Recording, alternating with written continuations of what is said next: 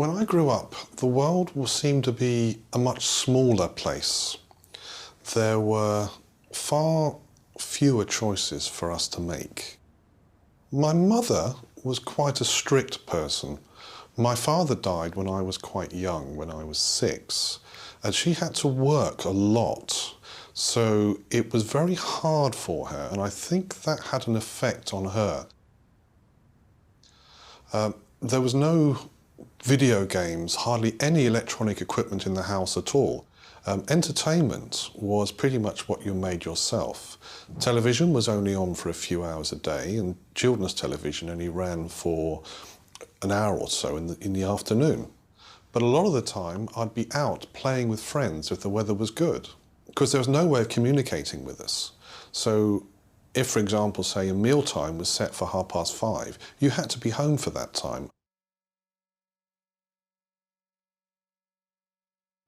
I don't think we are as strict these days as they used to be. I have 2 of my own children, a boy aged 24 and a girl aged 22. When they were growing up, I think life was different for them. We had a firm few rules, certainly that my wife enforced. They weren't allowed out as much as we were. I used to be out a lot during the day, but my children had to be home a lot more. Expectations with, say, homework. Certainly my wife was far stricter than my mother ever was in making sure homework was done. But they have so much homework now when they're young. My children weren't allowed televisions in their rooms until they were old enough to buy their own. We had one television downstairs, and for a while my wife made us all, including me, write out lists of what we wanted to watch during the week. So you wrote down your list, and that's what you watched. If it wasn't on the list, you didn't have it on.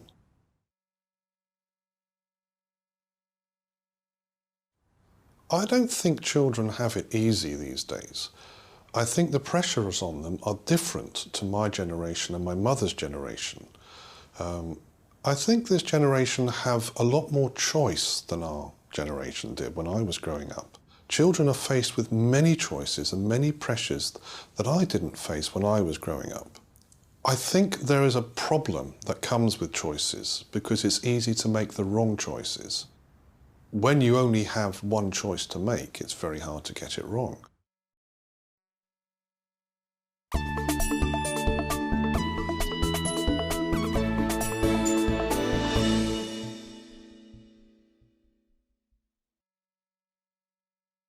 When I was growing up at school, I think the biggest thing I noticed was that I didn't know anyone else who was half mixed race. I'm half Thai and my dad's from Thailand. There wasn't a Thai community in Cheltenham. And so I quite liked being a bit different. It helped me sort of find my way, become an individual.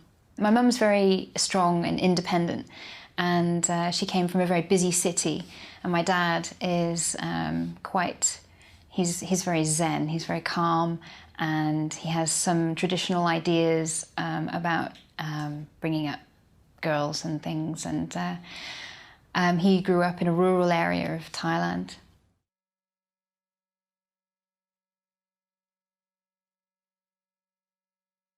Well, when I was growing up, I wasn't allowed to go to the cinema if any boys were going. I wanted to get a part-time job, like a paper round or something, but I wasn't allowed. I think that the way my brothers were brought up was different, and I don't know if it was because they're boys or whether because I'm the eldest, so they let them go out a bit more sooner, and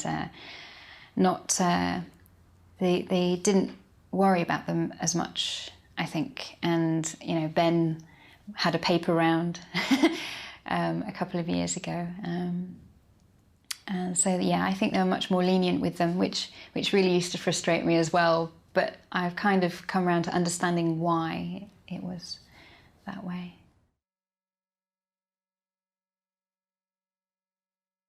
I think nowadays children are growing up a lot more aware of other cultures. There are more children now who have perhaps a similar upbringing, maybe, just because I think now that there are more mixed race children. When I was growing up, there were separate communities, and so people are becoming much more intercultural and sort of understanding a bit more of other communities and other cultures and things.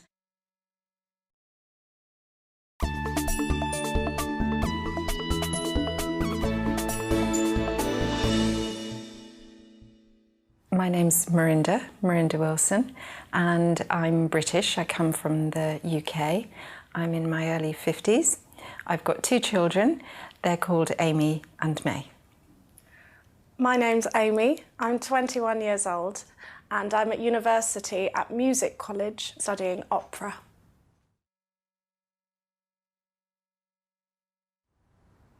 I think I'm a strict parent. I think rules are very important. I thought that my children were quite adventurous and a little bit on the wild side, and therefore rules are very important. We had, especially our mealtime rules were quite interesting, because they got so badly behaved at mealtimes that I really decided that we had to have rules, and I wrote them on a piece of paper and put them on the wall by the table, so that when we sat down to have our meals they could see the rules written on the wall, and that was quite important. We had to sit at the table, we had to eat nicely, and had to have good table manners. I think the other rule, really important rule, is bedtime. Because what I've noticed is that as soon as they don't have enough sleep, they behave badly. So bedtime is very important, and making sure that they do get to bed on time and obviously get up on time. Those were just 2 places where I imposed strict rules, and they seem to then create a certain amount of structure in the day.